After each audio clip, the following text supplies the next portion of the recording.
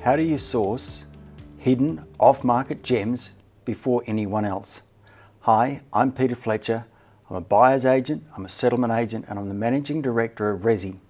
At Resi, we give the buyers the resources, support and information they need to make bold, confident property decisions. So, how do you source these hidden gems that just seem like they're impossible to find before anyone else? Well, first, what am I talking about when I'm talking hidden gems? These are properties that are super rare or that tick all of the boxes for you. So when I owned my real estate agency back in Victoria Park, it was very common that people would come to us asking for development sites, or they'd want a character house that they can build something on the rear.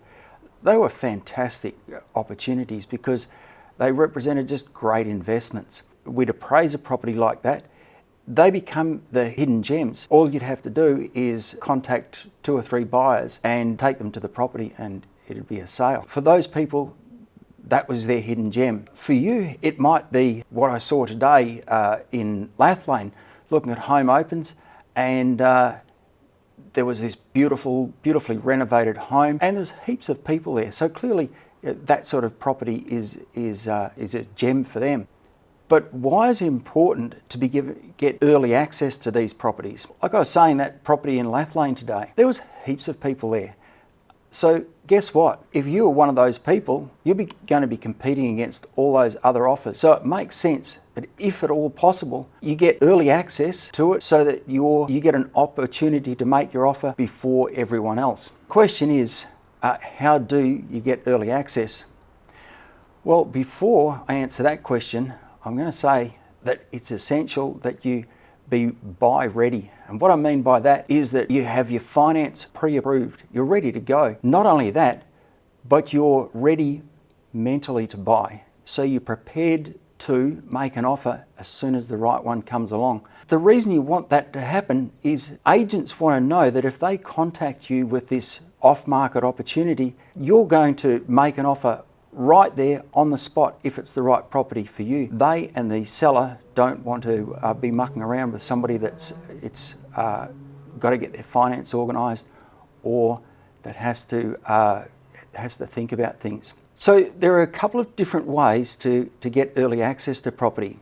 Firstly is off-market opportunities. Now, I saw a ripper of an off-market opportunity recently.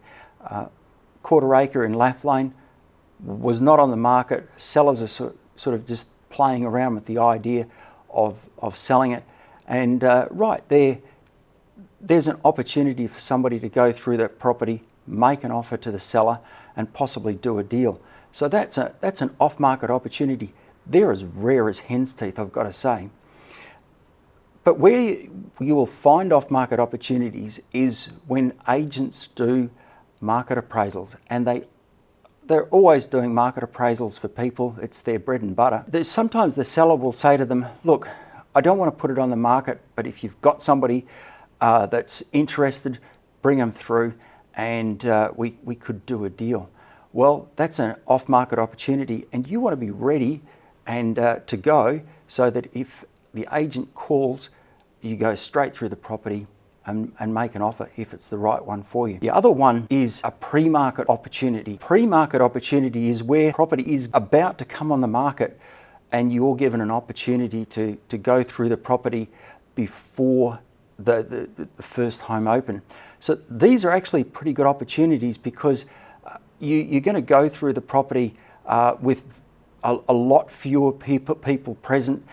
It might be a very small pre-release home open, so there might be a much smaller crowd, and that's a great opportunity to snap it up before it hits the market. And this is quite often a good opportunity for sellers because sometimes they're on a property where they want to sell, but they would prefer not to go through the process of staging their home, painting, all those sorts of things, preparing the home for sale. And the agent might say to them, look, I've got some people that they'd like a blank canvas. They prefer to have something that is a bit raw than have something all staged and looking great. And so the seller might say, yeah, well, bring them through.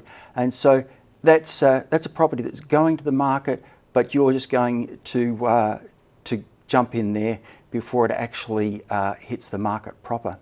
So they're two great opportunities. So how do you get the opportunity to have a pre-market or off-market crack at a property? Well, get onto agents' databases. Now, a lot of people say, oh, well, I'm going to go through a home open. Are the agents going to hassle me? Are they going to harass me? Well, of course they're going to follow you up if they're a good agent. Or why wouldn't they? So you'd expect that.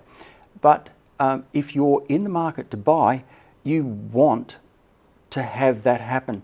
You want to be given opportunities to those off-market or pre-market opportunities. But it's more than just putting your name down at home opens. It's actually engaging with the agents.